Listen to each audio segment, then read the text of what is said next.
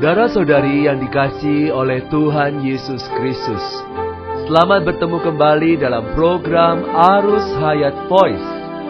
Tema kali ini adalah Ia yang menguduskan dan mereka yang dikuduskan.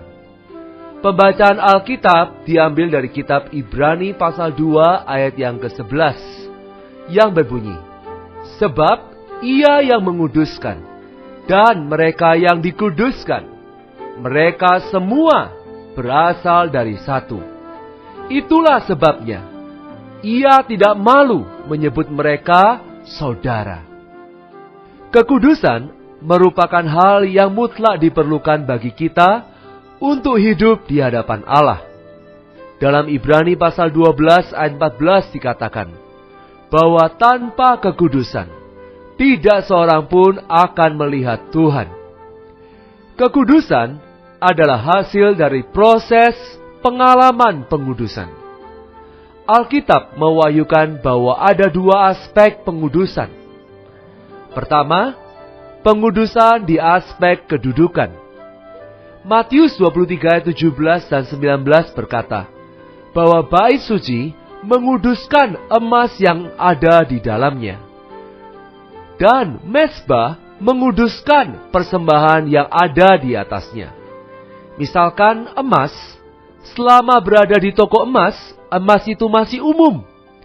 Tetapi, bila emas itu berada di bait, ia menjadi kudus, karena kedudukannya telah berubah.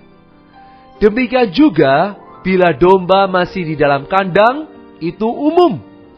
Tetapi setelah ditaruh di atas mezbah, itu menjadi kudus. Jadi kudus berarti perpindahan kedudukan. Pada mulanya kedudukan kita duniawi, sedikit pun tidak untuk Allah.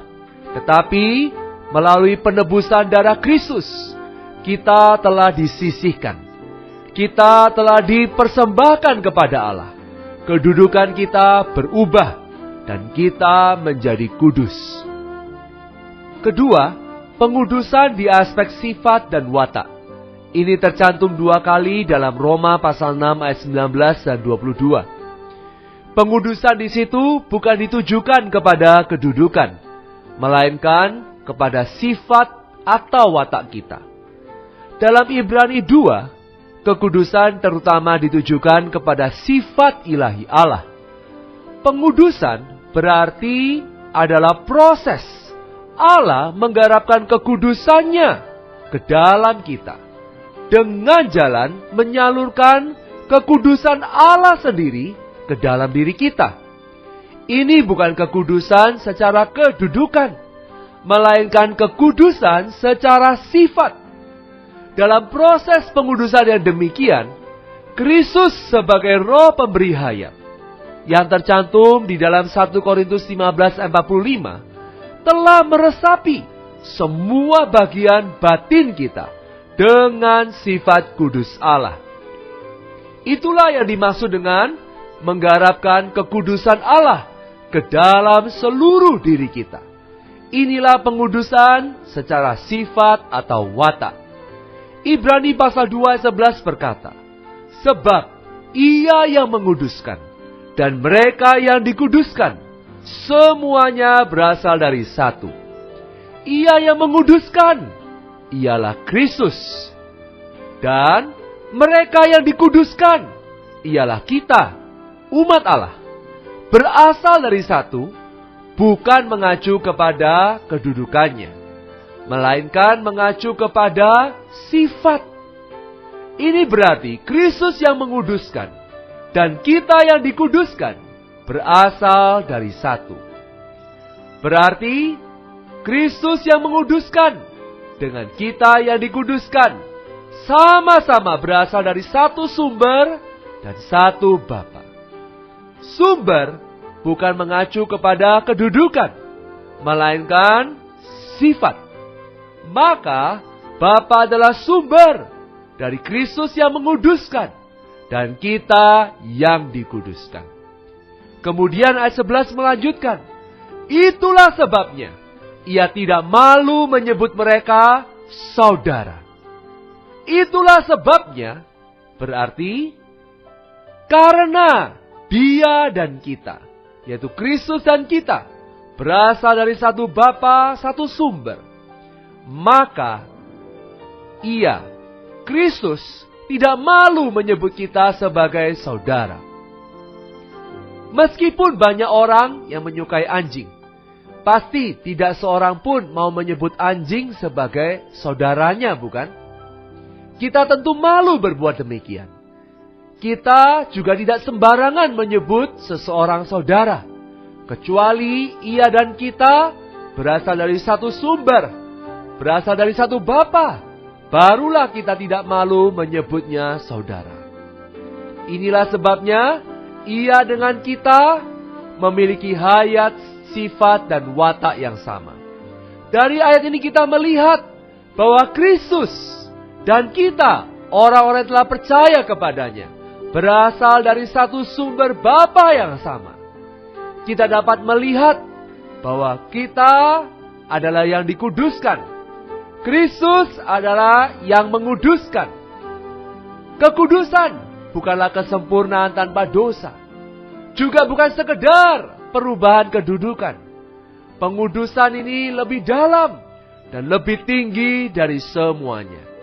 Pengudusan adalah perubahan sifat dan watak kita. Yang menguduskan dan yang dikuduskan sama-sama berasal dari satu sumber. Sebab itu Dia tidak malu menyebut kita sebagai saudaranya. Haleluya! Kita adalah saudara-saudara dari Kristus. Sebaliknya, Ia merasa mulia karena Ia dan kita berasal dari satu sumber. Dia datang dari Bapa. Kita pun berasal dari Bapa. Kita boleh berkata kepada Tuhan, Tuhan Yesus, Engkau memiliki hayat Bapa. Kami juga memiliki hayat Bapa. Engkau memiliki sifat ilahi Bapa, kami juga memilikinya. Kami adalah saudaramu. Tuhan, kami dan Engkau berasal dari sumber yang sama. Haleluya! Ia adalah yang menguduskan. Kita adalah yang dikuduskan. Ia tidak malu menyebut kita sebagai saudaranya. Mari kita berdoa. Tuhan Yesus, terima kasih Tuhan, karena Engkau telah menguduskan kami di dalam kedudukan kami, sehingga kami adalah bagi Allah melalui darah-Mu. Hari ini Tuhan, hari demi hari, Engkau terus bekerja untuk menguduskanku. Engkau menyalurkan sifat-Mu yang kudus ke dalam diriku. Puji Tuhan, Engkaulah yang menguduskan. Dan kami sedang terus dikuduskan. Engkau dan kami berasal dari satu sumber, dari satu Bapa yang sama. Kuduskan kami ya Tuhan, sehingga kami sepenuhnya menjadi kudus, sama seperti Engkau yang kudus. Terima kasih Tuhan. Di dalam nama Tuhan Yesus, kami berdoa dan kami mengucap syukur. Haleluya. Amin. Demikianlah firman Tuhan. Sampai bertemu di kesempatan berikutnya. Tuhan memberkati kita. Kasih karunia-Nya menyertai kita sekalian. Amin. Demikianlah program Renungan Arus Hayat Voice Note pada hari ini. Dan jika Anda tertarik untuk memiliki voice note tersebut beserta seri-seri sebelumnya, Anda dapat mendownload di website kami di www.pemulihan.or.id atau dapat menghubungi kami via BlackBerry dengan nomor PIN 282554-7F. Tuhan Yesus memberkati kita semua.